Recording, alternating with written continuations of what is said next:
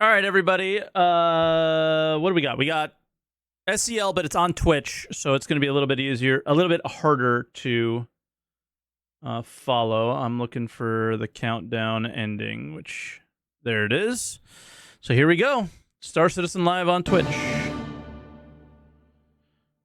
This is a master mode Star Citizen Live. And apparently one person in chat said I'm going to be mad. I don't know. I don't get as mad anymore. And recognitions that they've gotten over their time. I mean, you could do worse. There's a lot of bands out there that are like, I wish we were Nickelback. Hi, everybody. Welcome to Star Citizen Live. I had to think about the name of the show. The Master Modes Q&A Super Edition. I'm your host, Jared Huckabee. The Master Modes Q&A Super Edition. Star Citizen Live before. All right. It's where we take about an hour at the end of our week and we discuss the musical stylings of Canadian supergroup Nickelback. Fan, if that helps. Who you are, what you do for Star Citizen. They're doing the same thing they always do. I'm a Who are principal you? vehicle programmer, and I'm not the biggest Nickelback fan, if that helps. It's all right. I wouldn't trust anybody who was. Rich, who are you and what do you do? I'm Rich, and I'm a really big Nickelback fan. So we need to fix the trust issues, Jared. And I'm the lead game designer on the vehicle experience team. And when did you become a Force Ghost? Yeah, like what? Very recently. This camera. Rich is calling into us from a conservatory, which is a large glass enclosure with absolutely no way to block any of the light. So Yeah, and we've actually got sunshine today, which is very rare. it's all right. Tell me the ways of the Force.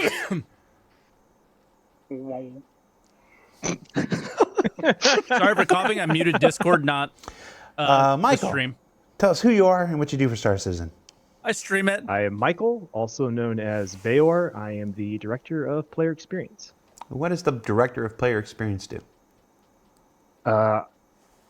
Mixed bag of things. So I run the live QA team in addition to the feedback collection team, in addition to player stats analyst, lots of different things. Basically, we're responsible for what is the game like in the public environment. I really thought you were starting with it's a mixed bag. That's it.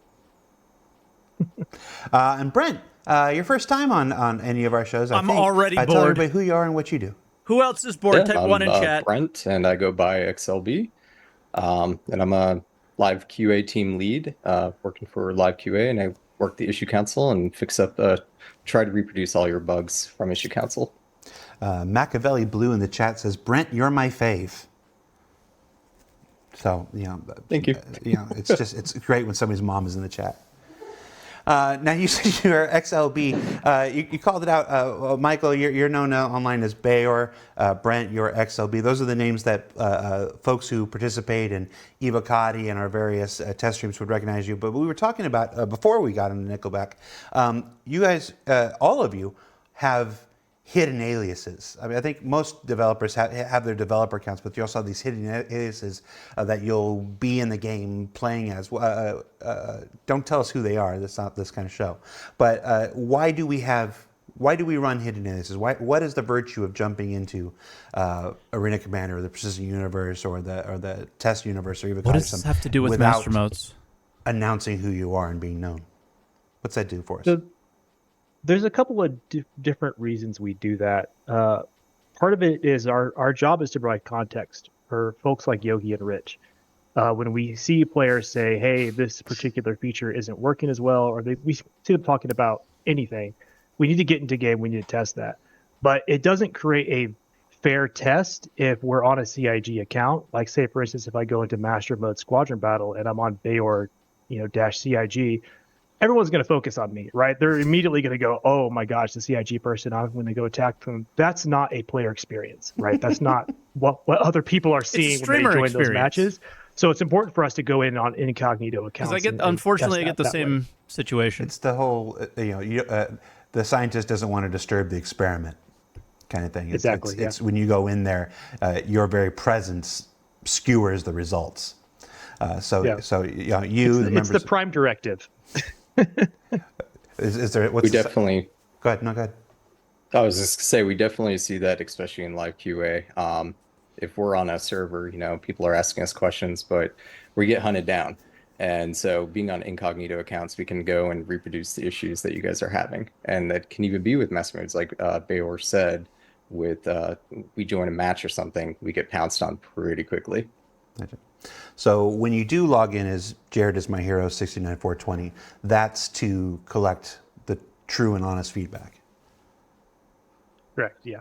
Just to get that experience, we want to get what players are seeing when they actually go into these modes. So we want to use as authentic of an account as we can. Okay. So the reason we bring this up at the beginning of this, because this show, if you haven't noticed yet, we have a collection of our developers who have been working diligently on master modes and all things flight experience for years and years and years. And then we also made an effort this week to bring in Michael and Brent from the player experience team, another team that's been working for years to collect, that is good, test, though, that they brought verify, not just and the people who make master modes, potential biases and feedback, in order to work with the developers to make sure that we, collect that's not just collecting your feedback. We have to test it and analyze it and verify its veracity. That's not a good sentence. Before passing it on and making sure that it aligns with the intentions of our developers and designers and stuff like this. So we wanted to present as much of both sides of the situation as when we talked to the questions this month. We have, of course, collected questions from the community via Spectrum, which is our bespoke communication platform on robertsspaceindustries.com. We let you guys vote up which ones you wanted to see answered most, and then we pulled the ones that weren't either duplicates or just outside the mandate of the Master Modes team. Like there were a number of questions that tended to veer into resource network and stuff, and we'll let those be handled by the resource team. I think we're still going to touch on it here and there from here. But let's start in with the questions. So the biggest question, the first question, the most obvious question, the one that was repeated the most, the one that we knew would come up when we were filming the interview. Yogi can attest, we scheduled this interview about I'm not going to lie, I don't know. I didn't ask any questions. I'm really of the argument that just do whatever you want to do, CIG. Give it to us properly with all the ships in the PU and take the feedback then. The reason to have this SCL today makes absolutely less sense to me than having to do it later. So what I do hope is that they do it now, they calm our fears maybe a little bit, and then next time it's a little bit further along, and then our thought process is a little bit better. Okay, apparently it's on YouTube, so I'd rather watch it there. Arena Commander, it's when you go in there of our developers and designers and stuff like this. So we wanted to present as much of both sides of the situation as when we talked to the questions this month. We have, of course, collected questions from the community. We're right about here. Yogi can attest, we scheduled this interview about 24 hours after we filmed for the Master Modes episode, a week before we aired, because we knew there would be questions, and especially this question. So we're just going to jump right into it. Given that most of the concentration has been on how Master Modes works with combat-minded ships, how will Master Modes have a substantial effect on how non-combat pilots and ships operate in the verse? Okay, let's start with the big elephant. So in general, there is no difference between how we're treating combat ships and non-combat ships. If we want to have a consistent gameplay system, it needs to make sure that all the ships apply to the same rules. Okay, well, what is a not apply prospector? To follow the same rules. What role? So although we have combat-focused and non-combat focused ships, we still need to make sure that the non-combat focused ships are basically fitting that scheme. And so the effect that Master Mode brings for non-combat ships, let's just talk about maybe like miners and salvagers, is just the same. Okay. You're going into nav mode to travel somewhere, and you're going into SCM mode to do whatever you need to do in your normal gameplay loop. So navigation or nav mode is just for traversal. And this does not mean that industrial ships are easy fodder or something like that. If we see some kind of imbalance in our data, then we usually react to that. So if we have, for example, a Gladius that's fighting against an Aurora, the Aurora is of course not a fighter, right? But it will also not be a super easy fodder for a Gladius. So what we usually do is like we give it a little bit more health or bump up some other defenses. But in any case, like you don't need to worry. Like the rule set is the same for all ships.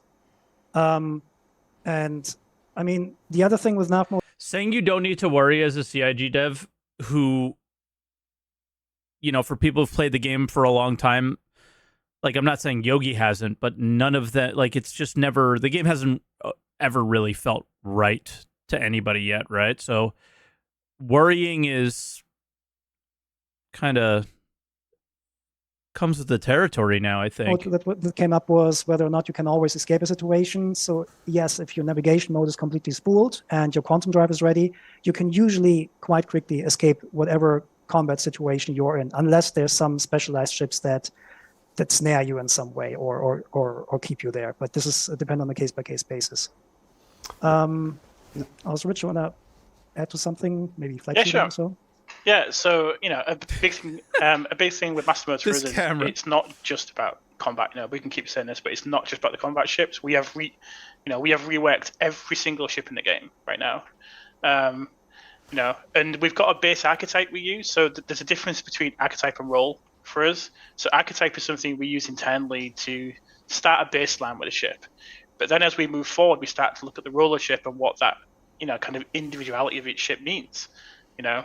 But yeah, you know, every single ship, you know, in the game is going to have a rework and feel different to what it has done in the past. And there's been a big focus not just on the combat side of things, but you know, what makes a good cargo ship, you know, and what makes a bad cargo. Okay, so what makes a good cargo ship? You're like, I feel like they're saying a lot of nothing right now. Ship. I know we got an hour, but and to make sure that the overall balance between these ships is fair, you know, for everyone, because we do realize that the players in our game, there is some people that love combat. But there is people that don't really want to do combat. So, you know, we've got to tune ships for an environment where it's fair for everyone playing the game. And that's been a big focus of ours, you know, because we don't want people that don't want to do combat to feel like combat is always a threat. You know, it's just always something in the game. You know, there's always got to be something. Oh my God, people are going to lose their mind off of that statement. He shouldn't have said it that way. That's definitely not what he meant. But, the ships can't determine whether or not combat is a threat. The location you're in should be. But again, he's just the ship guy. The way he said that was so bad. To kind of balance that out. The combat people are going to lose their mind. And, you know, it's going to be, you know, there's going to be a big learning process, you know, when it first goes out. You know, there's a good chance we might not get it right. There's a good, you know, there's definitely a good chance we'll make some changes, you know, and we'll definitely listen to the feedback, you know, and we'll start making, you know, iterational changes on these. But, you know, our overall goal is that the game is fair for everyone, you know, no matter what, you know, you come to Star Citizen for. Yeah, I want to. Nona Nelson is like, oh no, they avoided that most upvoted question. No, we just didn't start with it. We're one question in. Chill. You mentioned that archetypes are not the same as roles, and this was one of the bigger misunderstandings that came from the episode there. Archetypes are are not about the overall purpose and intention of the ship. Archetypes are about a flight profile. It's building out a number of flight profiles as a starting point, as a first kind of pass assumption on a vehicle before you go in and do individual specific tunings. So yes, the archetypes tend to be combat focused because that's where the whole, I don't want to say rock paper scissors, but the essence of balancing between the different fighter types is most important. When that's kind of what we need. A miner ship and a salvage ship to have individual flight characteristic archetypes. They will have their own individual tuning, so they won't handle exactly the same. But there doesn't need to be an entire archetype made for the way that all mining ships fly and turn. So there was a big misconception here, and I just want to make sure that we get this out, that archetypes and roles are synonymous. They are not. They are not. When we were referring to the Idris as this or that or whatever, those were for the flight archetypes. And yes, some of the names match and some of the names don't because, I mean, I'm not going to lie, I've been here 10 years. We're not always the greatest at naming things here. But it's important to know that archetypes are not the roles. They're not the intention. You're really not good at making and finishing a video game either. So intended function of the ships. They are simply a starting point for the flight profile that Rich and his team and Yogi and all them then go to drill down and balance from. It's just a start here, then customize. That's all that is. So the reason how that came together is practically based on our day-to-day work, right? So in general, the fighter gameplay is the most challenging one. So naturally, we are going for that first. But we could have also called a light fighter archetype is why we did that. Small wiggle ship archetype or something like that, right? But it's not, but it's not as descriptive for us. So when we were focused on fighters, we just called it fighters. We're also calling something like light fighter bombers, which are not bombers. They just, for us internally, describe something. Just like as Jared said, Oh, this is an interesting comment from Zero State. It's also an extra challenge CIG put themselves in because they say things like, well, Crusader ships fly like this, but then they have the archetypes layer to deal with too. Yep. Who cares how individual ships handle in combat? They are focused on industrial performance, not combat. If they get jumped, they run and or let escort take care of the attackers. Yeah, the thing is you're making a comment when they said that we will tune non-combat ships so they feel right, but then they never explained what makes a good cargo ship. What is a cargo ship to them? What is a mining ship to them?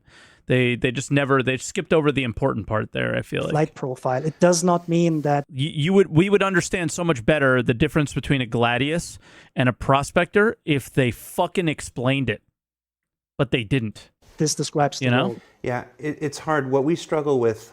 Sorry, I'm exhausted. This is the thing that makes me look like I do not have the patience for the bullshit today. I'm only 24 years old, people. This is what the job does. Is that don't show, man? Is that we share internal terminology externally, and that is not always super clear, and it's not always great for messaging. We'll just be right on. I'm gonna go pet my cat while he's talking about nothing. Yes, it would be better. It would be better sometimes if we could take more time to figure out what the proper external version name of this is. Whatever it would avoid confusion in our parts, and we try. We genuinely try. Sometimes we don't succeed.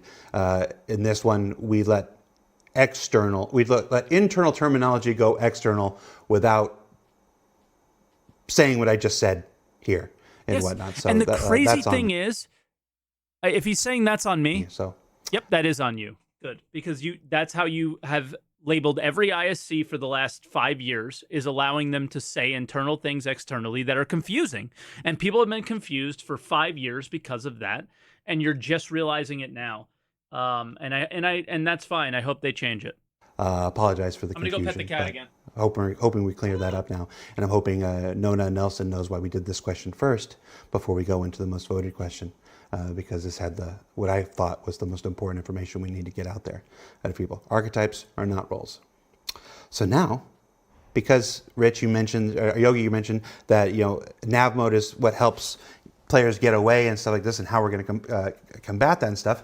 The most voted on question was, can you explain in detail how quantum dampeners and quantum snares will work on ships in nav mode?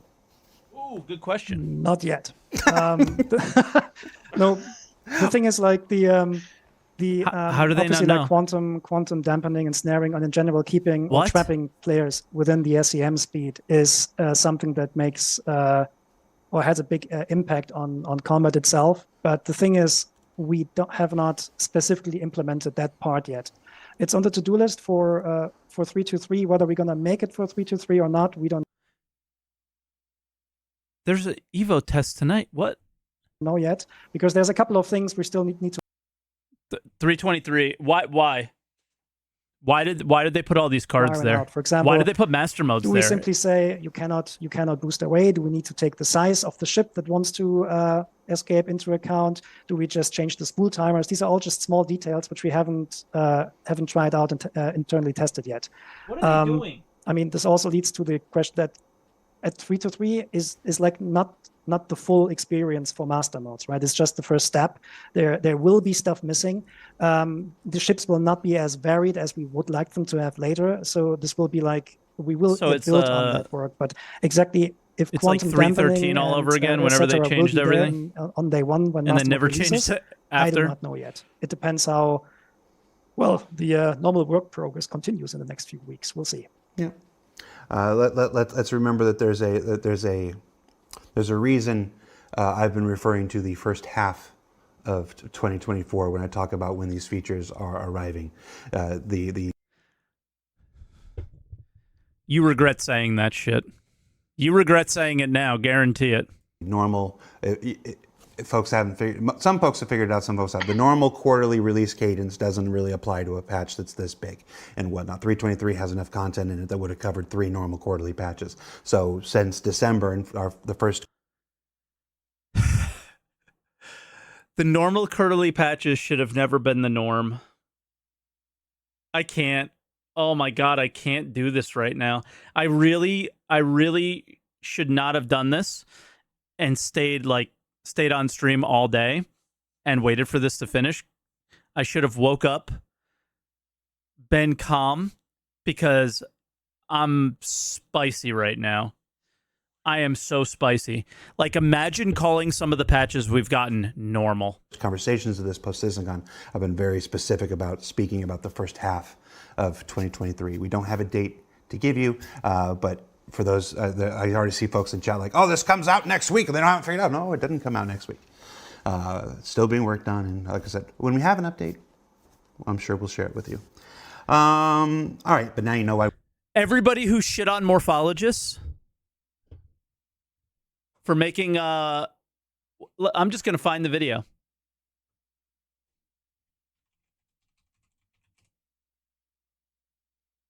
We're just going to find the video.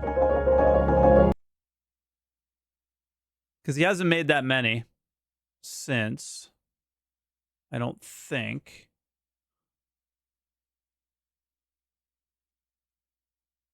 Oh, he took it down, that's right. Where he said that the game was going to be delayed. He said he took it down because people gave him so much shit. Everybody should apologize to his ass. Everybody should apologize to his ass because he said 3.23 was going to be delayed, and it's 100% going to be. Oh, so it's not delayed because Jared just said that the patch is big and it comes out whenever the hell they feel like it. So now it's not delayed. Why we didn't start with that question? Is that how we're going to defend this? It's not delayed because they never said when it would be. They said targeting for April. It's not going to make April. With the new nav mode, with the way nav mode has been described, is it out yet? Oh, so we're going to go with like the semantics of you can't say it's delayed until April is over. Will we be able to stay in it and travel everywhere avoiding combat? What are the planned limitations of nav mode? We'll see. So we'll see. You will be able to always stay in nav mode. Whether it's suitable for you to do that is a different question. You will just not be able to access certain operator modes from nav mode. So things like scanning, for example, you can, but the guns operator mode, the missile operator mode, mining and salvaging will not be available in nav mode. So you can just go around, but this also means like your shields are not effective, which means unless you're currently quantum traveling, you're still vulnerable to attacks. So, but when you're spooled and you are under attack, you still have the option to, I mean, not for now, but later when the new quantum travel experience comes online and you have quantum boost, you can actually get out of this thing very fast. But still, there's no clear no to this to the question whether or not you're invulnerable to combat. You're not. If you're flying around in normal space, you can be attacked one way or another. Okay. I want to poke in here. Still Tomo 2, I think I'm pronouncing that right. Going back to the previous question, he goes, you'd think quantum interdiction and stuff would be architected before all these master mode changes. Lamau, he says. Why did you say Lamau that way? Quantum interdiction stuff? Why is this a secondary consideration to all the other breadth of work being done on master modes? I think this has more to do with the realities of how games are developed. Things like quantum interdiction speaks very strongly to the quantum travel experience. And when we created master modes, we did this roughly in parallel with a new quantum travel experience for Squadron. The thing is that although these things work together, we're bringing them separately back to the PU. Quantum dampening is not a thing that is of a big importance in Squadron. So that feature, in combination with master modes, was just not ready. But the thing is, if we don't move tech that's ready over early, then we're dragging a lot of like legacy with us all the time. So this basically for master modes, or let's say for IFCS, that means that large parts of the codes is there doubled there, because we know which parts we can throw away when master mode is active, and we know which parts we can keep. Bro, just fucking close the doors and release patches that make sense. I'm bored of it. If we keep too much legacy stuff around for a long time, it just they don't treat the game as playable ever a lot. So and also the game is not finished. So these things, they just happen. Yeah. It's like engineering and game design is hard. It's really, really hard. But that's a wonderful answer, Yogi. That our friend Still Tomo has reduced to QD not important, which is not at all what Yogi said. What Yogi said is there aren't other players using QD in Squadron 42, and we're moving a Squadron 42 feature over to the PU. So it wasn't in the original Master Modes mandate because it wasn't necessary in Squadron 42. Now it will be considered, and now it will be addressed in the PU, is what he said. He did not say it wasn't important. That's you. It's also important to consider that, you know, our team is part of these conversations pretty early on, and we call out this stuff really early, and it could be developed in a way that let's focus on master mode and then figure this stuff out later. But we mentioned these things early. We mentioned how do you tackle a ship? How does the Mantis work in this context? Yes. And Yogi and Rich are already thinking about that ahead of time. Even if they're not necessarily solving those problems right away, they're like, how does this fit into the overall picture anyway? Mm-hmm. And so we already consider those things, and we call those out extremely early in the process so that they are part of the overall design. What we're arguing is that there should be an answer. That's the argument. Is it doesn't need to be in the game yet, but there needs to be an answer that you understand what the response is to that problem that was brought up. That's my argument. We don't get to them right away. Yeah. So how do you tackle a ship? And now the chat, we're just proving that we're live. I mean, it says it's live in the corner right now. But folks, I didn't say there was no QED in Squadron 42. I said there were no other players. There's no PvP QED. I mean, you can imagine a world where things might work differently in single player than it would in a multiplayer universe with PvP implications. I don't know why Jared's reading chat, to be honest. But I don't have my zoom in camera. I would stare for a while. Just imagine the camera's zooming in because I'm staring at you because you know better. All right. How do master modes, especially the nav mode, work in atmosphere? We haven't talked about it. We know better. Is there any reasonable change to how they work in atmosphere? Nope. So it's going to fly the same as it does currently. So if you take a ship in nav mode into atmosphere, you're going to suffer the same drag, consequences of that. And then if you switch to SEM, you're going to be limited to those speeds. Okay. Pretty simple. This was a big one. I've been wondering this one. Are there any plans for the SEM and nav mode transition times to differ between ships? For example, through engineering optimization, either ship role or even component archetype or tuning. Will it be the same for every ship? Good question. Different? Talk to me about this. You hope industrial ships are they're faster? Definitely different. So the swap time is defined by two things. One is a value which we currently set per ship. The other one is defined by the quantum drive that you're using, because the quantum drive, when you go into nav mode, the quantum drive spools up, and this is the thing that unlocks the high speeds. Specifically, like I don't want to talk about engineering gameplay because another team is handling that, but it is a value that can potentially be changed by, I don't know, tweaking your quantum drive. As I said, I don't want to talk specifically about this because this is not my area.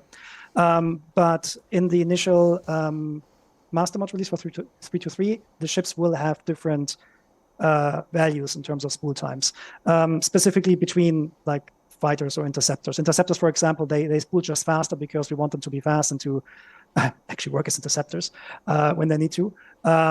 So the difference, there will definitely be different times. And specifically, the larger the ship. Sorry, guys. If I keep getting up, it's because I'm kind of worried about the cat, all right? As many of you know, she has cancer, and she threw up for the first time today since we started giving her medicine. It's been like a couple of weeks. And she's acting weird, okay? Usually, so I'm longer listening, the time, but I may not be here. To spool. To swap the modes. Yeah, unless we create something hyper specialized, like a ship that's designed for that kind of switch, like this. What was it? Drift Bosa says, so pretty much they want to make this game single player. Drift Bosa, nobody else. Everybody else earmuffs. I'm talking just to Drift Bosa. Yes, that's actually secretly what I'm actually saying. You should go to Reddit. Go to Reddit and say I said that. Yeah. Just you. You're the only one who knows. I'm telling you. Okay. Why is there no UI and HUD update coming with the Master Mode update in 3.23? That is not true. But okay, it's a little bit true. So in general, the new MFDs and so on, and the new ship layouts and so on, which you've seen in the CitizenCon presentation, they won't be in 3.23. What will come to 3.23, however, is the visor-based update, which meaning all gunnery improvements, target brackets, like all the 3D thing that is projected to whatever it needs to be projected to, at this appropriate distances. That we see in AC. That correct? Stuff will make it in. This also means like we're removing all these old 2D based sprites that you have on the aiming UI. So there's a partial UI update. I'm not sure what he's talking about exactly. And it should be noted that it's. I mean, as you'll see with other things, it's impossible to work on everything, all things at all times, and many members of the UI team have very important work. I don't even think Jared's being based. He's just getting one guide by stupid people in chat. With the mobiGlas, the star map, the internal maps, all the work that's coming into 3.23. So it stands to reason that there are some things that are going to have to be delayed and come later. One of the things that we talked about in the show, and Mike and Brent, this is one of those ones I expect to hear from you quite on, is the struggles with master modes and 1v1. So let's talk about that for a bit. What are the struggles with that master mode? Because we've all seen it internally. Even I've seen it internally in these giant fur balls of like Squadron Battle. Master mode is fantastic. The stuff we see in Arena Commander. It keeps the screen full of other ships and stuff, and you really feel like you're in this huge epic space battle. But that isn't translating as well as we'd like for one-on-one. So talk to me, what is the issue, and then what are we thinking about pursuing as far as a solution? I'll talk a little bit about... Go ahead. I'll let Brent go ahead, actually. No, I was just going to say there's definitely a lot there. It can even just be on balancing, whether it be the tuning of the ship, how it handles, or just even health pools, or even like the weapon gunnery changes that are coming. I mean, there's definitely a lot of things that can contribute to why 1v1s sometimes don't feel the best, but the furball or the squadron battle feels really good too. Bayor, I think you have more on that too, of like why the 1v1s. I'll mention a couple of key observations that I think players are having with it. Because we limited the velocity space with master modes, you're seeing people get this locked in feeling where they're hitting these max speeds and they can't go beyond that, and their opponent is hitting the max speeds, and you get kind of stuck in a position where you can't get an advantage over them. That's that locked in feeling caused by the velocity space itself. In addition to, a lot of 1v1s are mirror matches, what we call mirror matches, where you're facing the same ship. So the most common is going to be Gladius versus Gladius, right? And when you're facing the same ship, you have the exact same performance characteristics, so you can counterbalance one another pretty easily, and you end up with a head-on situation quite often. And this is something we're observing a lot of when players are talking about it, and we're advising Yogi, advising Rich that this is something that we're seeing. Players are talking about it a lot. And as for solutions, I'll kind of let Yogi and Rich talk about that a bit more, but that's the information we're passing on. Yeah. Okay. Yeah. Okay. So, sorry, No, you No, go. No, all right, okay. Yeah, so we do a lot of iterative testing here on the vehicle team. So we're constantly testing new things, and Mike and his team do a really good job of providing the feedback, and then we discuss that feedback, but then we action that feedback in testing, and we try and find out what causes it. And it's never just like, oh, just move this thing here, or just move this thing here. It's like it's always like a really complicated combination of things that, that are quite difficult to get sometimes, and also difficult, to basically implement in the game, because we've got very complex mathematics behind a lot of the systems in the game. So it isn't just a case of just tweaking one number here and there. We've got to really break down and really understand the problem and what's causing it. But as I said, we do a lot of play testing. We get a lot of feedback internally, but we also do a lot of Spectrum in the forums and everywhere else to get a lot of feedback to understand the way and why the combat is. So what are you going to do? Yeah, it is extremely hard to like the feedback from master modes was very, very diverse. I mean, just the comments on the YouTube video that we had last time was very diverse. And then, I mean, we're also like monitoring Discords and so on. And what I usually do is I listen to the worries that the players have, but I let Bayer and Brent actually come up with actual proposal, because for me it's very hard to filter through what's actually actionable feedback. But in terms of what we're trying, so we absolutely agree that the 1v1s, they're a little bit meh at the moment. Okay, here we go. This has to do exactly with the problem of the velocities, right? We want to not go into high velocities because going into high velocities just causes one thing, and this is dragging out the fights more. The only class that really benefited from high velocities were light fighters, and in the legacy systems there were not a lot of space for light and medium fighters. For medium and heavy fighters. So in terms of what we're trying to make this more interesting in 1v1s is we're trying to break up that specific pattern where you have two ships circling each other and then they're feeling locked in. One of the tries that we did was actually adding more dynamic rotational speeds, so that when you hold boost, your boost pool needs to spool up first before it is expanded, and then it actually not just gives you higher accelerations, it also gives you higher rotation rates and so on. That did a little bit, but not enough yet. We do hope that with other things more in general, smoothing accelerations out a little bit more, so you don't get a super strong initial kick, but rather ramp them up. That this will create enough diversity in the maneuvering, so that we're getting in a better place with the 1v1s again. That said, 6 degrees of freedom is very hard to balance. Michael talked about the feeling of locked in. Another worry that always comes up is they still don't know. Of it seems of backstrafing, right? So they're still working the it out. backstrafing feeling itself is just mathematically hard to endure, because you need to have an insane amount of acceleration to actually overcome a target that is accelerating backwards on you, just to get around by this, right? That's really, really complicated. So we're thinking about trying things out like X-shaped velocity spaces, so that you can, for example, not fly. Guys, why are you talking about the F8 when they're talking about master modes? Obviously, the F8 will be changed in 323. Fast. Why are we even talking about that in chat? But what this exactly does with the dynamics is insanely hard to predict, even internally, because even when we're playing internally, might as well try the A1 ideas. He literally just said why he can't. It doesn't it produces some results, and sometimes we think, oh yeah, this might work or so, but the actual test is only when we're playing with actual players and actually letting them play for a while. For a couple of days or weeks, so we can actually see if the new changes are creating some dominant strategies that then can be not countered or something like that. Yeah, you make a good point. Testing on this is not something that can happen in a single afternoon. This is a thing even within the experimental modes that are available. We've had master modes for months in Arena Commander. Those can only show us master modes working in a select and very limited number of environments and situations. It's when it gets into the PU, when 323 comes out, this is the next phase of testing. And this is the next phase of information gathering. This is the next phase of attempting solutions with 323X or what. I mean, there are really only two situations, right? There's atmosphere and space. I don't know where the single afternoon thing is coming from. Whatever comes after that. It's cooked. And it's just important. I want to make sure that folks understand that Master Modes is no different than any other feature we've developed for Star Citizen over our long history.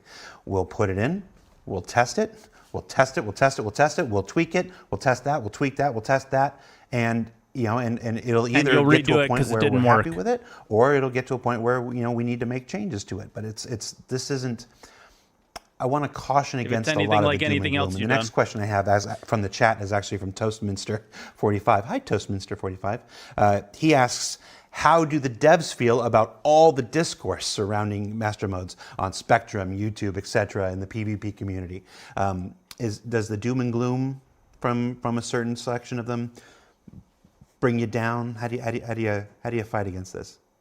It doesn't really bring us down. It's more we see it as a challenge, really, to kind of look at it, because we take everyone's opinion on board, and it's up to our job, and working with the other teams to kind of analyze the feedback, and it's fine that players react. I want to be clear. So far, I like the stuff from master modes. I don't think there's too much that there are some glaring issues that people point out that I think are pretty obvious. The 1v1 thing is definitely a thing. Them not exactly knowing their plan to fix that problem yet is definitely concerning, because yes, group fights are group fights, but a lot of the times group fights are 1v1s for a certain period of time, or eventually end up in 1v1s and stuff like that. So you would think that would be a pretty high priority. I don't know what the priorities are right now. Probably was just getting all the ships tuned for master modes, and now maybe they could start looking at a few other things. But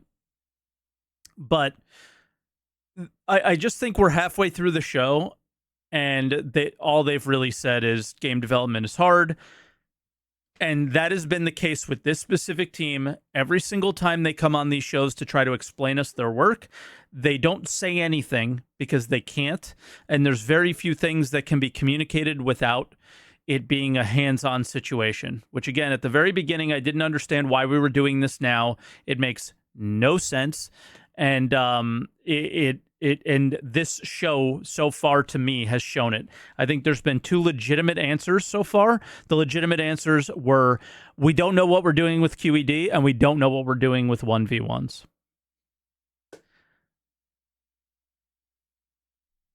In the same way, if they don't like it when they first play it, but we've also seen people that didn't like it and now they like it. So it's important to be balanced with the general view on the feedback. There's definitely some people that don't like it, but there's definitely some people that do. So it's about balance, and I don't have the kind of feedback personally, and that's a really important thing. Is it's not personal. It's it's about the feature itself, and it's up to us to make that feature as good as possible. Yeah, it's about the feature, so for sure. It's definitely not personal. Me personally, in a way, I'm not sure how the other members of the team feel, but that's the way I feel about it. Classic Force Ghost response, Rich. I definitely know that I see a lot of the feedback, whether it be negative or positive, and it's definitely helpful when we get the constructive feedback, when people will give us more like, hey, have you guys thought about this? And it gives us a lot to think on versus just, oh, this is awful. So definitely keep that coming. Definitely keep all the good constructive stuff coming. Yeah. I do say, though, that ultimately, we need to decide what we're going to do with the game. So just even if you think that somebody else said what you think, it's always important. And sorry, I'm talking to our player base here, right? Please always put your feedback in. Write what you have, what you feel. Like the feel is super important for us, right? Because you can argue about speeds or whatever, right? But if you forget what the feeling is, or to describe what your feeling is, then often it's for me harder to understand what's actually going on. But in general, I was very happy with the amount of feedback and the diversity of the feedback that we got. Even some of the negative feedback, because AC, MM, or the master mode, AC modes, are experimental mode. We purposefully added some stuff in there just to try out how things feel. And some of the feedback, even when it was negative, quite often it actually matched up with our expectations, which also helps us to know that we're on the right track, right? So, that's a fantastic point, Neri. I'm sorry for interrupting you. I want to make sure I don't want to lose that. Sometimes you test a thing you think is bad, This is an aspect of our project and all of game development that sometimes I think gets lost. Like, why would they put that out? And sometimes it's like, well, we think it might be bad. We think maybe that's not the way we want to go. We have a mechanism in these experimental modes for Arena Commander where we can test it. It's like we don't have to guess. We don't have to wonder if maybe that's not the way. We can actually put it out for testing and then know. So like that. So sometimes, and you're going to see this as experimental modes continue, as the what's the other PTU called? Experimental PTU or whatever it's called. As that continues, we're going to use it to test things we're uncertain about. We're going to use it to test things that maybe even somebody's like, I don't really think this is the way to go, but I know one way to find out, and to put it out there. So keep that in mind. Keep that in mind sometimes when you want to put out. And I also want to say, it would be very easy. It would be very easy to write off a lot of the negative feedback as people don't like change. And I'm sure that applies to some percentage of folks out there. I'm sure there are some percentage of folks out there who aren't giving it a chance because they just don't like change. But it would be naive and stupid and dishonest, and it would not be effective for us to just hand wave all of that feedback with that. There are people out there who simply liked and preferred the other way. And that's valid. That's a valid point, and it's one that we take in. It's one that I heard, like Rich and all of us were on the line for a long time before the show started. And I think it just comes down to this. You've had approximately 4 years to get this thing right. Legitimately 4 years since this has been discussed the first time and said it was going to take a while. 4 years.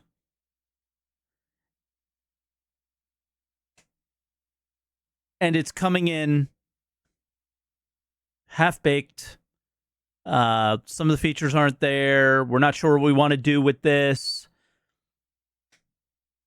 Guys, if we didn't have Arena Commander experimental modes, I don't know what they would do. We still wouldn't have it. And we take that responsibility very seriously. And I'm speaking on their behalf right now because maybe it's easier if I do it.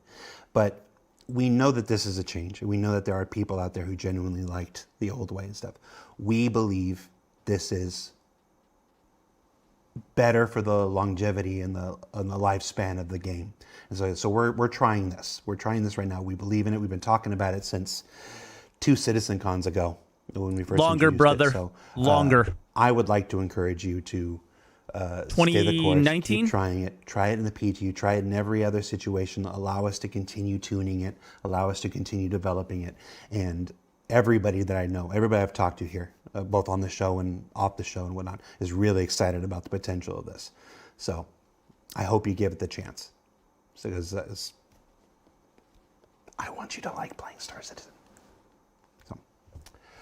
I'm in agreement with what he's saying. The next big feedback. We're just in the feedback. We need to just give it a chance. But what do you guys have to say to people who say that this is lowering the skill ceiling? Is this true? Hey, now we're getting into it. Do you agree with it? Do you not agree with it? Does this make things easier? Oh, that is a bit spicy. I would agree that at the moment, especially in the 1v1s, we have a lower skill ceiling. But at the same time, we're also lowering the entry, like the skill floor? The skill floor to actually do PvP or space combat in general, right? So I do think that. Yes, I had a positive KD jumping into master modes the first day. No clue what was going on. And I managed to pull out a positive KD. You want to know what my KD was in Arena Commander before that? -15. Probably. Not even. -15. If I went 1-15, I was happy. That's for the longevity of the game. The changes we're doing right now are actually suitable. I think the question towards whether the skill ceiling is a little bit lower is the same question in terms of like, what can we do to make 1v1s better, right? Like it kind of steers in the same environment, right?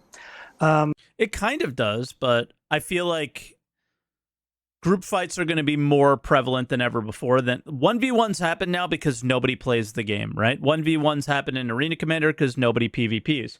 1v1s happen in the PU because nobody has anything to fight over. So I still think the tuning of the group dynamic is the most important. And there are some issues there with master modes as well.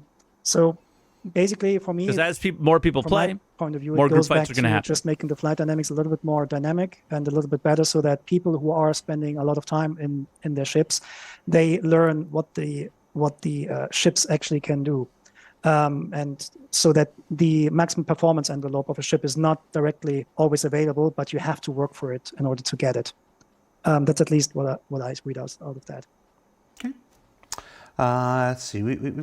It's so hard because they're non-answers is what he's giving. He doesn't have the clear, concrete answer to respond to that other than... it is, but the answer is always we're going to resolve the 1v1 situation, but since they don't know how they're going to do that yet, it feels like a bit of a nothing burger still to me, and that's cool, but like what I like is that we are not satisfied with that situation. We are not satisfied with the height of the skill ceiling, and we're going to address it, but we just don't know how yet. And we're doing good. Let's cut through. That's okay, I guess. Let's do some more of the big okay questions for now, here. We're in sure. our big question era here, in the center here. So let's take on racing. How will master modes make racing viable when SCM speed is too slow and the ship ain't, I'm just reading it, ain't agile enough with nav mode? Is that true? This question came in a couple different forms in the question thread. This is just the one I've chosen probably to read. true. But talk to folks who think this is having a detrimental effect on racing. Okay, so I spoke with PET about this, what players mean by that, because technically there is no difference between what kind of like flight performance your ship has between SCM and nav mode. And nav mode is actually a little bit bigger because you have a wider velocity space available to you.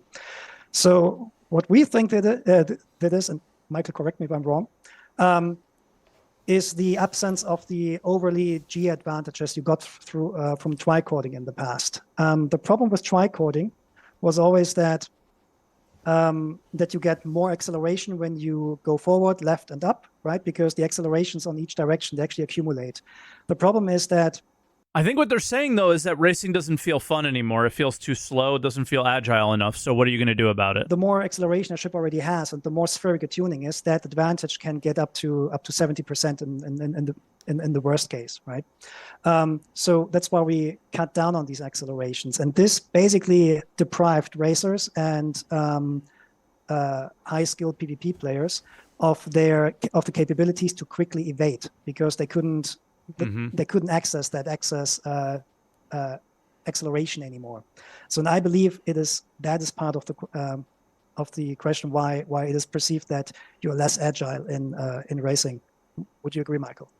No, somebody said it sounds like you should have a racing master mode, and somebody else said we do. There's not a specific racing master mode. There's a racing test on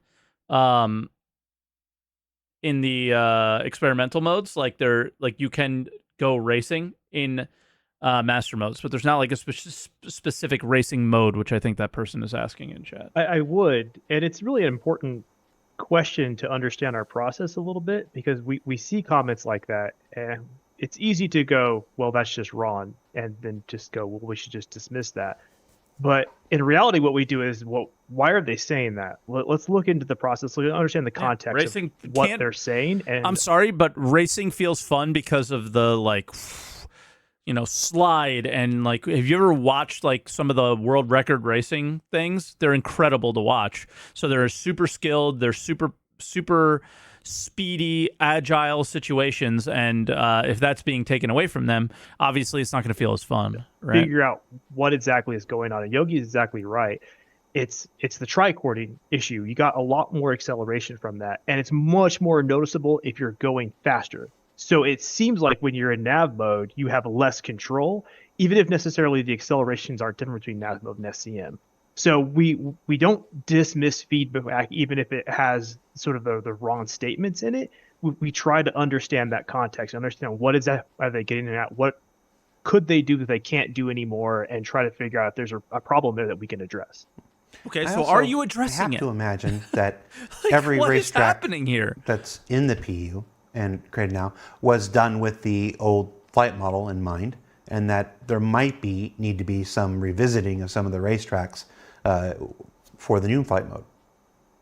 Yeah, I mean, this is like also absolutely true. The thing is like, when you go fast, the scale of things that you see around you is also changing, because the feeling of speed is not based on how fast you are. I think the takeaway from this episode is very clear. You are getting master modes tier 0 and like tier 0.00000, you know? But it is relatively how close things come by you, right? So if you, strictly speaking, if you This is true. if you have a Grav, you feel racetrack which you fast. can fly decently well with 1,200 meters per second, you can have an equally challenging racetrack for the SEM speed envelope that has just much narrower tracks, as an example, right? So, yeah, I mean, the racing community in general was pretty critical about SEM, about master modes, and it also encouraged us to tweak a little bit the tricording limiters that we added, and so on. But I do think that in order to allow better racing, we should probably look at different kinds of tracks. At this point, we are also not sure exactly how we're gonna treat the post SEM speed space in general. But this is still like a future topic. But all these things, they can still like change, and like when these things change and we think it's better for the game, then some other parts have to change or be adapted as well. That said, I would say the best racetracks that I could imagine is one where you actually need to swap between the modes, so that you have like areas where you're supposed to like using your cornering speed much more than other cases, right? Like, and then I don't know, you come around the corner and you see, the next target is like, I don't know, 20 kilometers away, swap to nav, go. We could even think about racing tracks later when we have the quantum boost mechanic to actually that require you to boost between, I don't know, a planet and a space station or whatever, right? Like, there's a lot of things we can do. I mean, 20 kilometers was a weird example, racing is just but like racing will always work. However, the tracks, they might just look different than now. I think it's incredibly weird to blame the tracks and the for racing not being right. I find that odd. Lots of questions, both in the chat and in the Spectrum thread about how Master Modes works with multiplayer and stuff. What is the intended effect of changing to nav mode with respect to other players in a multi-crew ship? Tracks were made with higher speed, Mike. I'm not deaf. I'm not deaf. But are we going to ignore the fact that we made changes that negatively affect the way racing ships feel? It's not the way the tracks feel. It's the way the ships feel. Okay? Because I know what that comma means. For instance, the entire crew of a Master Mode Hammerhead is unable to do anything while the pilot is in nav mode. Yeah, when the pilot is in nav mode, the Hammerhead is traveling from A to B, and the Hammerhead is either escaping from combat or just simply going to another position. There's nothing to do for the turret gunners in that case. So when we're talking about like crew roles in the future, this would be the perfect time to, I don't know, swap out fuses or stuff like that, and doing all the maintenance on your ship that you want to do. Yeah. And let's not forget that multi-crew gameplay is not the full breadth of the intended multi-crew experience that we want to build is not limited to just being turret gunners.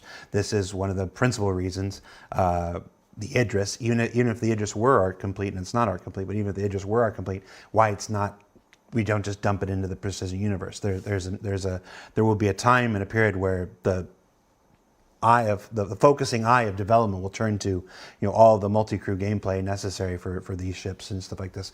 Resource Network is the next big part of that and stuff, and you will begin to find more and more uses for multi-crew people than just sitting and firing in turrets. Thank you, we all want that very much, and Resource Network is the next big push on that. And then there will be many others after that. Thank you, Fandred. Thanks, guys. How does the power triangle relate to master modes? As an example, nav mode does not even have weapons The master mode's power triangle seems way more interesting than the current one. or shields. I kind of like it. So does the power triangle just not do anything in nav mode? It does. Actually, there's a misconception that the shields and weapons are powered off. They are powered on because while you're on nav mode, they're still regenerating. They're just not effective or active, so to speak, right? Active, So yeah. when you're in nav Like mode, nah, you're always active. So as I said, like the only thing that we currently have in is that when you're in nav mode, the regeneration rates of your weapons and shields are a little bit lower. But whether we keep that or not is a different question. So your guns, they still regenerate ammunition. Your shields are actually not, they're not regenerating in your shield phases, they're regenerating into a buffer. But when you swapping back from nav mode to SEM, that buffer is then filling up the shield phases quite quickly. Thank you, and let's it go to cannot you. be, and when this happens, that process cannot be interrupted by any hits. So when you come out and your spool time is over, you have the full available shield strength to you. Will we be able to use didn't know that. countermeasures in nav mode? At the moment, not. Honestly, I'm not too, or shall I say the team, we don't know yet if we're keeping this or not. I think it's actually behind the CVAR. At the moment, we don't see any reason to actually allow that because we're really fast, and we would like at least the opportunity that the counter gameplay against missiles has more to do with your maneuvering and nav mode than just putting out some countermeasures. Actually, maybe Brent and Bayo, could you maybe talk about how this is currently being used in the arena modes, arena commander modes? Sure. What we see is that people are using missiles to counter someone moving into nav mode. So typically when somebody is moving into nav mode, there's a spool up period. And if you're paying attention to the signature, you can actually see an EM spike on the ship when they go into nav mode. And so people who are skilled and understand what that looks like can already start to spool up their missiles to sort of counter that, or they can watch the speeds. They can watch the rate of closure or the rate of separation that they're seeing, which is available on the UI, and they can start to lock on a missile and launch one to sort of counter That's that and force them either to drop out of nav mode to launch countermeasures or to figure out a manual way to evading or take a hit from a missile.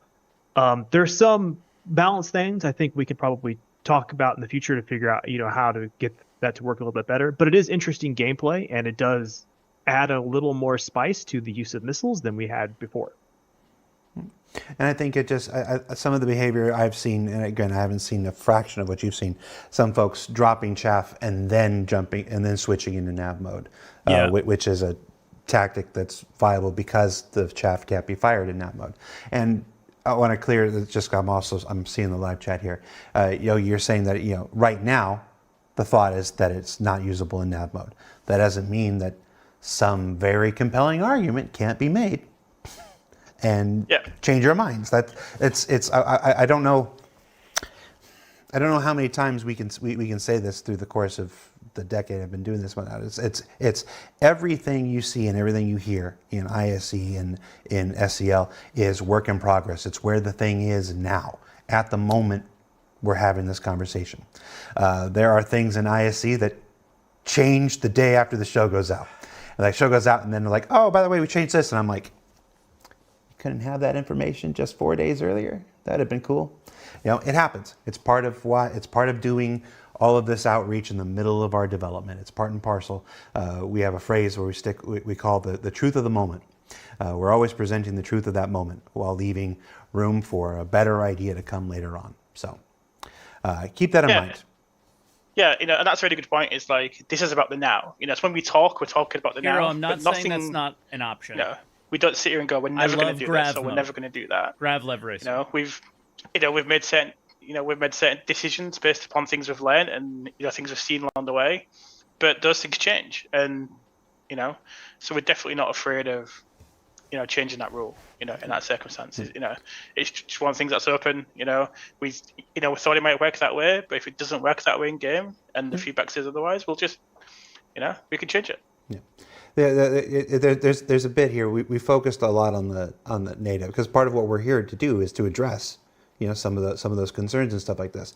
But there's been a very healthy. I feel like they're not addressing them appropriately is the real issue here. Is I feel like they're addressing them with a lot of we'll see, we don't know, and I think people, for the amount of time this thing has been cooking, want more solid answers, and I think that is a reasonable request.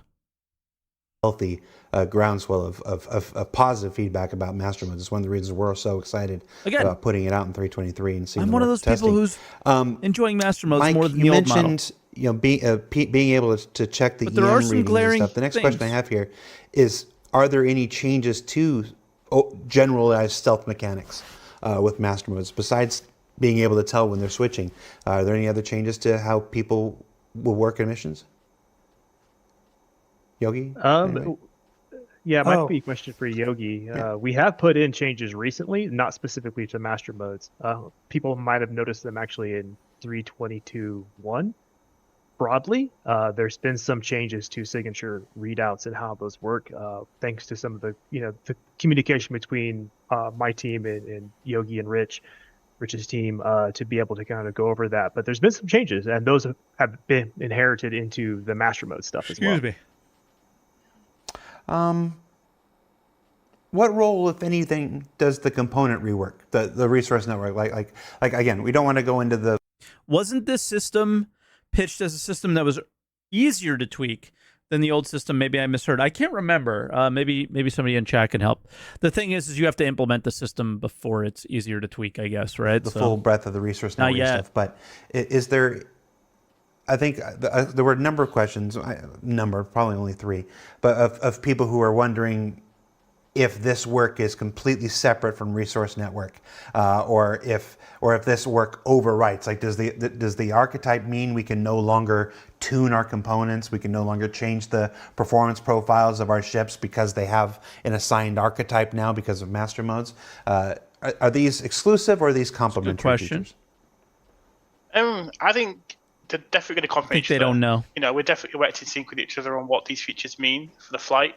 And I don't think you're going to see anything taken away. I think you're going to get more out of this. You're going to be able to move your ship and your components in more directions in the future. Which will kind of strengthen what that ship means.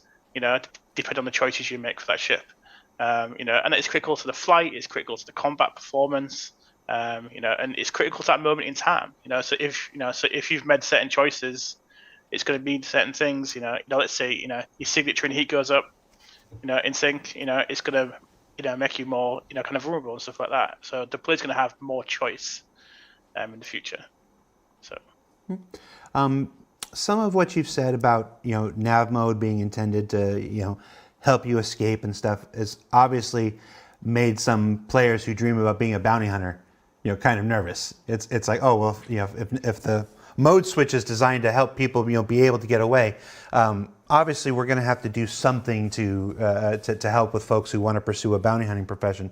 I know, Yogi, you already said a lot of the QED work and stuff is still to be decided and stuff. But what are your initial thoughts? What are your initial thoughts on what we can do to make master modes work for players who specifically want to catch up and capture their prey when we've created a mode designed to help them get away? Well, I mean, it still boils down to that you cannot just like if somebody wants to escape and he has the better equipment to do that and he has more experience and skill, or she, then that ship might escape. But if you want to work as a bounty hunter, you are reliant on having very dedicated equipment anyways. One of the things we're thinking about here is the importance of distortion weapons, since the quantum drive is the thing that allows the velocity advantages or speed advantages in nav mode. We were thinking about making the quantum drive, for example, very susceptible to distortion damage. But being susceptible to distortion damage means that the attacker needs to bring either a EMP device, or they need to bring or swapping out some of their hardpoints, which are actually distortion weapons. And distortion weapons are always going to be less effective as in taking down shields. In fact, in 3.22.1, they made a big change with that. Pretty big change to the distortion system, so that shields are very resistant against distortion damage. So you need to bring energy weapons to actually bring them down, which again, goes a little bit more in the direction. Bro, I said this for fucking 10 years, man.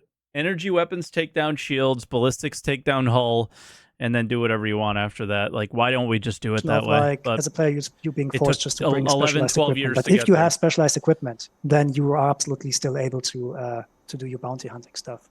A little bit of an equation is, or part of the equation is there. How big are the ships that you can trap and snare, right? But that's also something we need to have yet to answer internally, because there are some situations where, oh, there's a tiny little ship. Why can I not jump away with my 890, right? And so on. So.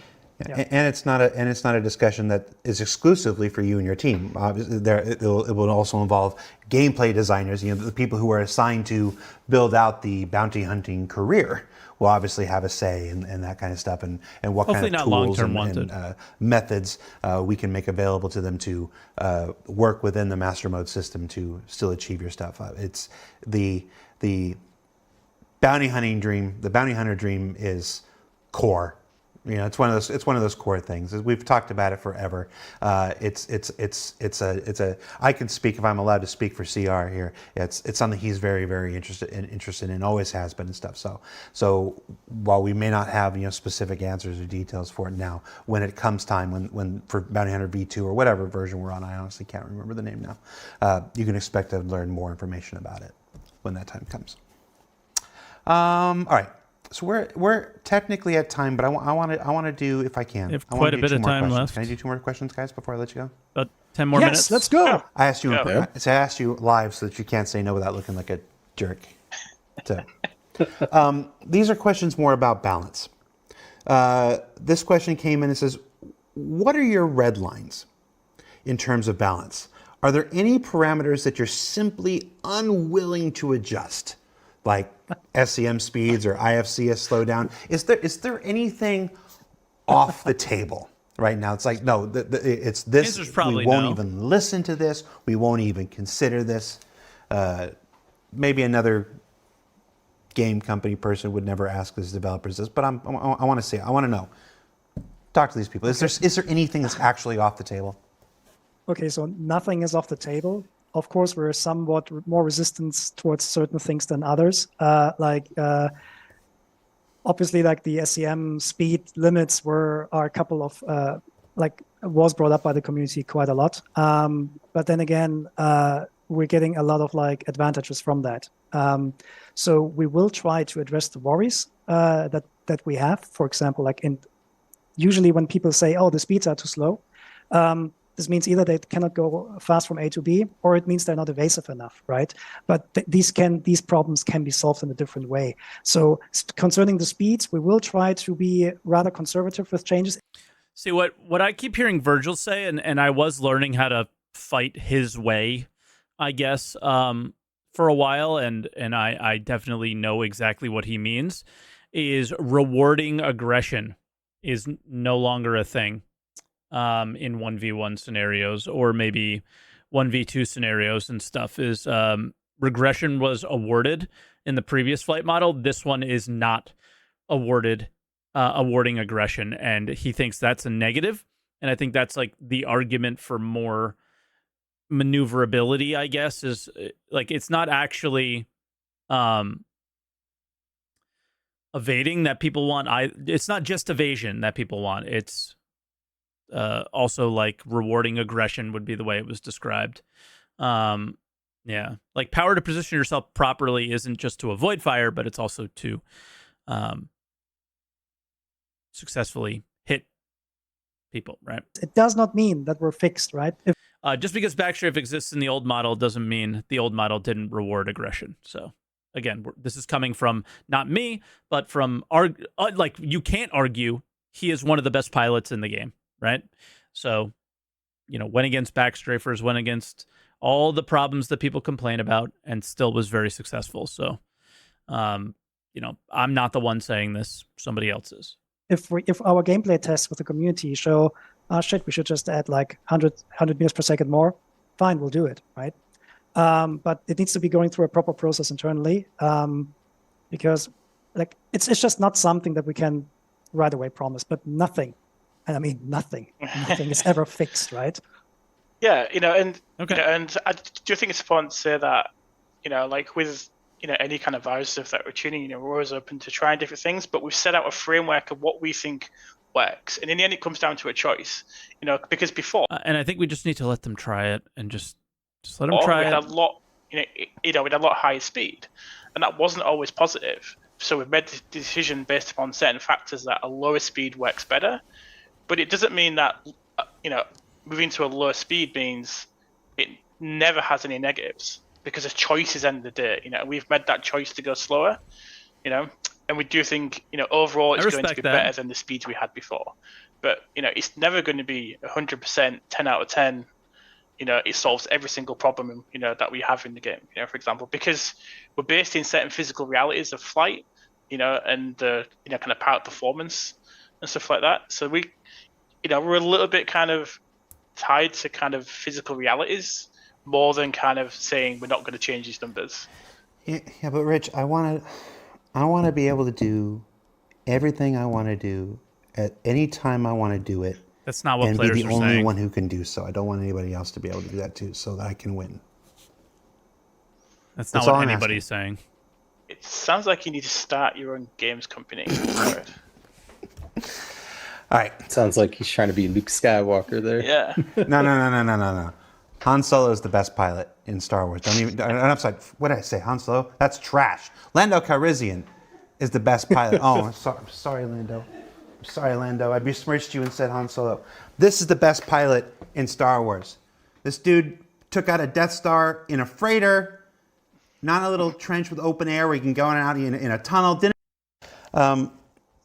So after release, after 3.23 goes live, what metrics will we be watching to determine which portions of master modes are successful and which may still need additional tuning? I want people. This isn't not a comprehensive list. I'm not going to say that these are the only things we're listening to. Just give us some example of after 3.23.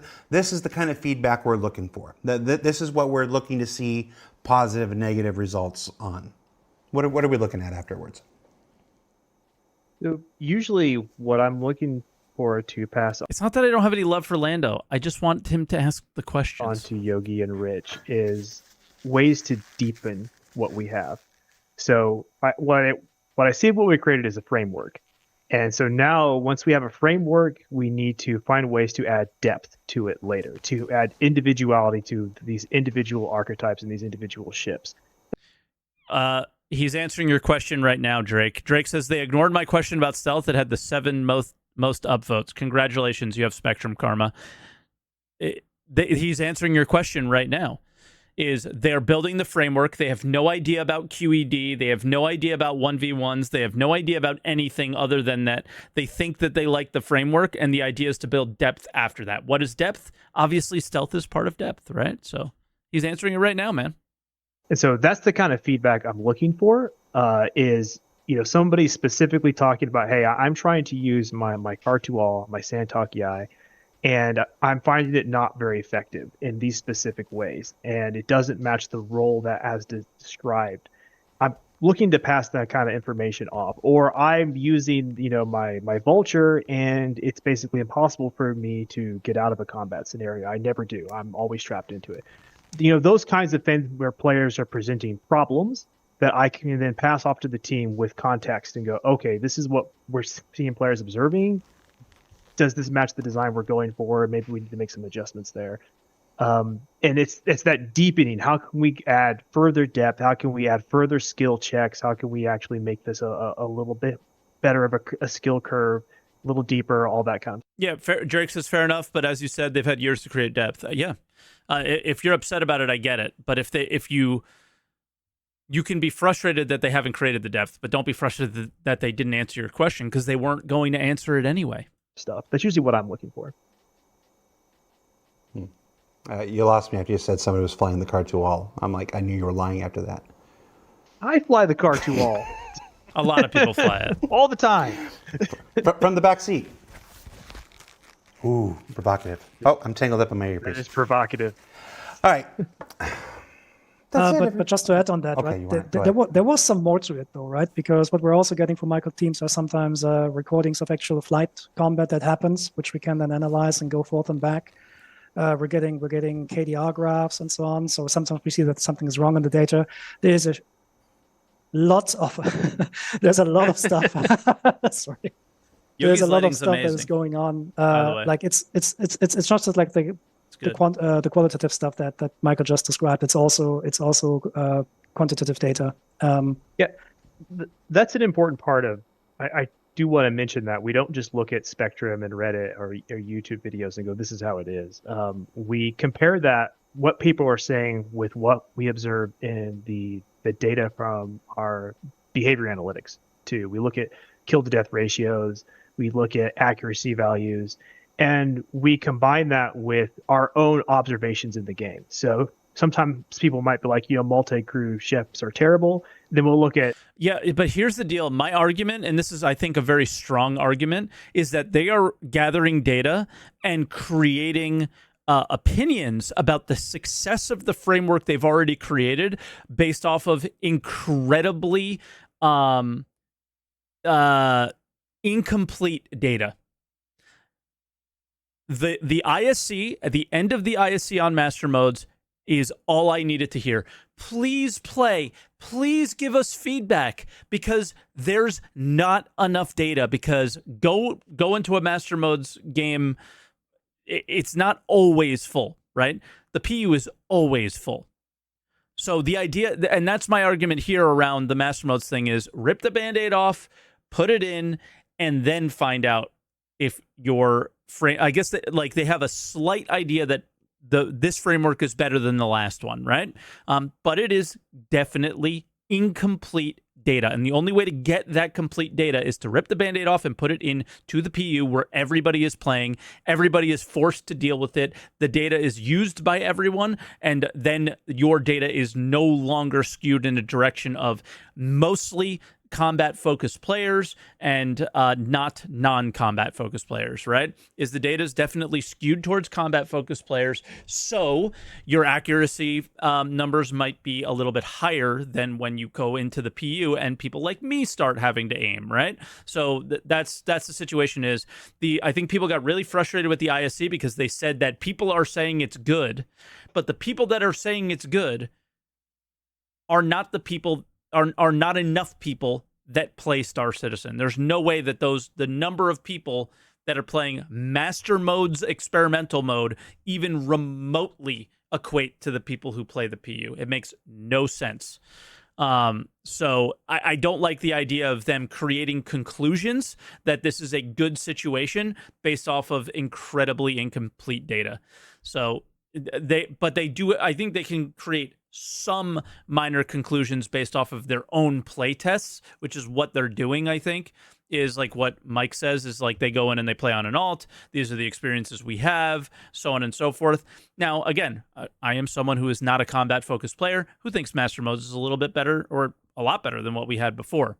So I'm one of the incomplete data points, I think. But the idea is, I think that they frustrated the PvP player base who's sitting around going, I don't think this is very good yet, but they're saying it is. And who are they listening to? Because they're not listening to me. And then they get frustrated and make 45 videos like Virgil and Avenger saying, what issues they have with it or what things they do like about it, right? I think they both were fairly balanced. Avenger is a little bit more on the negative side. Virgil's a little bit more on the positive side. We're going to have them on Answer the Call on Sunday, by the way. So yeah, I gotta get with them and create a chat. But the kill death ratios, and we'll go, well, it looks like they're doing really well, and then we'll go into the game and look, and go, wow, everyone just avoids them, and like that's provides that kind of context. We don't ever look at a singular piece of information and go, this is the truth of the experience. We look at everything we possibly can to provide all of that context. Yeah, and I think Mike, listen, unless they're content. I go way back with Bayer, okay? Before he ever worked at this company, he was the person I rated at the end of all my streams. He sat in a big chair and his camera was red and it looked goofy as hell, but he was a really good pilot and we were playing against each other in Marine Commander. He dominated me all the time. He's a super smart guy, right? And what he just said there is exactly what I was saying, is they're not just going off these stats. They're not just going off of their own opinions. They're also they're taking it all into consideration. It's just the devs that were on the ISE. It just the way it was framed sounded really shitty. And creator in which their opinion weighs 10 times more than everybody else. Nope. Content creators. What did he say? The truth of the experience. We look at Are they everything making we fun of us? possibly can to provide all of that context. Unless they're a content creator in which their opinion weighs 10 times more than everybody else. Yes. Nope. Content creators are also you cut away. I players. was really trying to keep a straight face with that one. You cut away. I wanted them to see just how strong a straight face I could keep when I said that. That's it. That's our show, everybody. Thank you for sitting through another episode of Star Citizen Yogi wanted to Live, answer that question, by the way, and I think that he should have let him. Live stream at the end of our week. This is Lando, and I'm still thinking about that Luke Skywalker comment. If you haven't checked out this week's ISE, it was a wonderful episode about many of the FPS improvements that are coming online in the upcoming Alpha 323. Not all of them. But some of them. We'll be back next week for SCL with the members of the FPS team there. All those folks you saw there. We'll see if we can't get Zach to bring his shades and a shotgun with him. He literally showed up to the interview with shades and a shotgun, and I'm like, you're not getting away with that. He knew what he was doing. We made his mom very proud anyway. And then, of course, next week's ISC is a big one that I know a lot of folks have been waiting for. It's the character customizer in Alpha 323 in much of its glory. Still a work in progress, but just what we're already seeing is some cool stuff. You may have seen some sneak peeks in this week's show. It's going to be a good day for truly taking ownership of your character going forward. So I'm really excited about that. We're going to rate. Characters are going to look so stupid. I think we're rating, is it still PC at 101? I think we're still rating PC 101. That should show up above the chat there. If you want to go raid PC 101 or whomever it ends up being, be nice. Be respectful. Wait, he's here. And when wipe your feet and say, we love you, John Crew, when you're there. So, thanks a lot. Take care, everybody. That was Yogi. That was Richard. That was Michael. That was Brent. I'm Jared. I can remember names. And we'll see you next week, everybody. Take care. I don't think that was a very good episode. I don't think the master modes are ever very good. It's one of those. It's a feel thing, and then they're talking about it. It's weird. It never. The things they want to say never really are easy to convey through words. It's about feels. So, and maybe visuals. I think the visual master modes, like descriptions, were a lot better than this one. So, yeah, the SELs just never really work. I think that they kind of calmed down the fears a little bit with Bayer. I thought that was a really smart thing to bring him and his team on. To be like, guys, we're bringing it. We're taking everything into consideration. Don't worry. And then the fact that they're setting the expectations now. The expectations for master modes has been set. It's tier like -5, and you're going to have the most basic experience possible, and they will iterate on it as they go. Hopefully, because they've not consistently iterated on things in the past. It's always been, all right, this thing is out, on to the next thing. But the good thing here is this is the flight experience team. It's all they do. They have no choice but to iterate on this thing. So the worry is, as long as they don't throw out master modes and immediately go into control surfaces, we're going to be okay. And if anything about the last ISC tells you, there's a lot of fucking people on this team that we didn't know about. So, yeah. It's tier 0 master modes, dude. The guy who's saying tier 0 is harsh, it's tier 1. It's tier 0 master modes. It is the tier 0 version of these are the archetypes and the roles. There's not going to be much variety in terms of the ships as much as they would like to do. There's literally not a fucking QED or a thought process on how they want to handle countermeasures, right? They don't know what they want to do with the most basic things. If we're calling this anything other than tier 0 or less, they don't know what they're doing with racing, right? So there's no way this is a remotely shipped product yet, right? So hopefully they do something with it, but we'll have to see. So thanks for watching the React with me, but I don't expect this one to be too popular because it was just a whole lot of nothing, you know?